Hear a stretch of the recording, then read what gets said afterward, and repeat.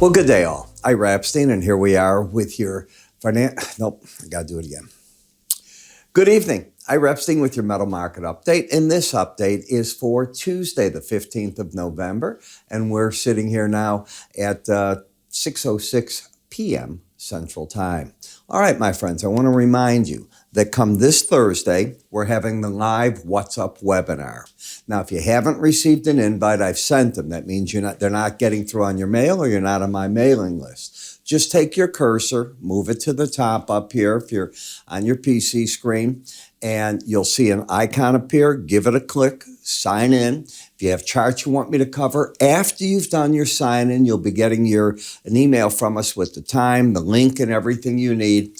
And it will have an area right in it where if you want to write me, just click on that, write your questions of the markets you want me to cover, and away we go. Can't make it any easier than that. We start these I open the webinar at 12:15. I let everything get settled. I make sure everything's working right. And at 12:30 promptly, I like to start. We can cover ETFs, spiders, stocks, the futures markets. I'll answer questions on charting techniques. So you bring everything you've got to it, but do me a favor, especially on the stock market. If you want certain stocks, now is the time to do that. And the reason is I've got all the futures ready. There's only 40 futures markets. There's thousands of stocks. How am I going to be able to get those prepared in time? So help me with that. All right, stocks, spiders, ETFs, you know how many there are. There's plenty. All right. So I don't know what to make of the event that took place today with supposedly, I want to use that word, 2 missiles hitting inside of Poland. I have no reason not to believe that. Where did they come from? That has to be proven. Russia's denying that they did. Well, it's interesting what they said. They said they didn't aim the missiles at Poland.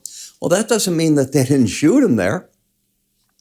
And that becomes the big issue. I found the wording aimed very important. That would imply we are not attacking that errant missile, who knows what it is. The market didn't get real crazy with it, I must tell you.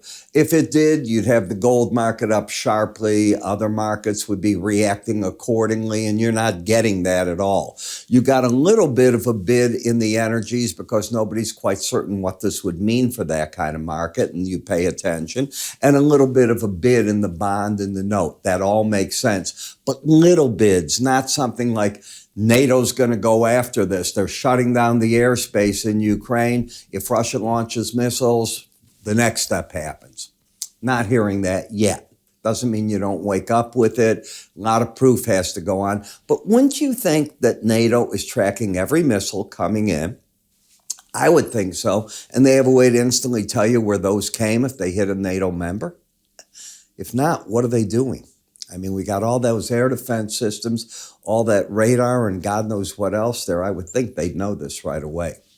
In any case, when I look at the weekly gold chart, you can see how market is staying over the 18-week average, so the bias stays up in the market. We've had one beautiful rally to the upside. It has been a neat rally. It came out in left field, and jumping on board it has not been easy because each day the market makes a higher high. It's not giving you a pullback in the market.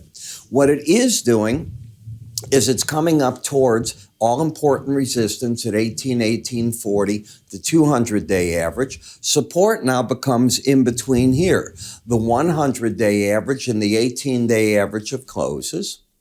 The resistance of the Bollinger Band, you have what we call that gorilla glue trade. Yeah, I came up with that name because, if you go to the Home Depot, Lowe's, Menards, whatever is in your neighborhood, probably the strongest glue we can buy without being commercial glues is Gorilla Glue and different levels of it. So that's basically how I named it. And what happens is when a market latches onto that, it tries to force this slow stochastics to embed, which you're getting.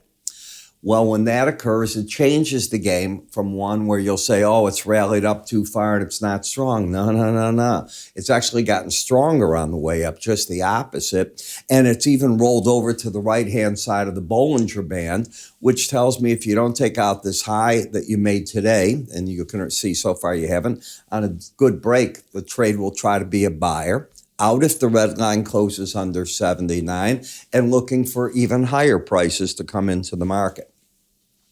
When I look at the gold-silver ratio, silver losing a little bit here to gold, but it should. Each night I've told you, you're at a key resistance point between the 200-day average and the 18. A very different looking chart than the gold market. Not yet bearish, but it could be. If this red line closes under 79, that will be a sign to me that the market wants to retreat back to the 18-day average.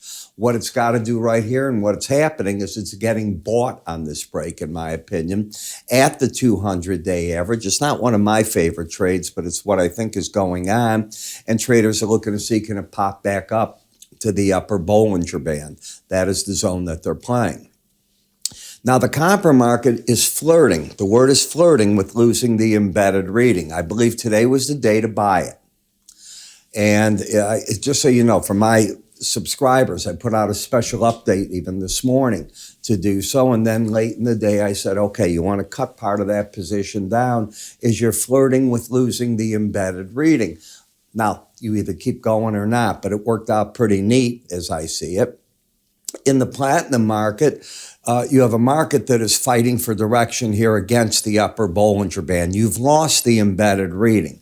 Once you lose that reading and you had it in place, unless you go up and make a higher high than this high that I'm pointing to, the odds favor price wants to roll back to the closest moving average, which is the 18-day average of closes. That does not mean you're bearish. It means you've lost the upside bias and the market has to determine what to do next, and it often pulls back to what I call the line in the sand to do that. In the palladium market, you got up finally to the combination of the upper Bollinger Band, 100-day average. Yeah, you could pop higher, but you're on borrowed time over the upper band. So another market that took off to the upside, and the dollar riding the lower Bollinger Band down, maybe it'll be able to get to this 104.49 level. I believe my special currency report on the dollar is still up on the website. If I'm right, it goes off the board after midnight tonight. So if you haven't seen it, go to our website, iraepstein.com. Under the word research, you'll see right there. If you're one of my subscribers, and I'm talking paid subscribers, you just go into your member login area if you haven't viewed it. And that's where I'd be looking. So again, I want to remind you, we're having our webinar tomorrow. If you have trouble with it, you can always call into my staff before it gets going, though. And I said tomorrow, it's Thursday that we're going to have that. So Thursday, I'll open it at 12:15. In order to register, remember what I said. Just go up here at any time, move your cursor. You'll be able to do so with the icon that you see there. I'm Ira. You have a good day. I will talk to you all tomorrow.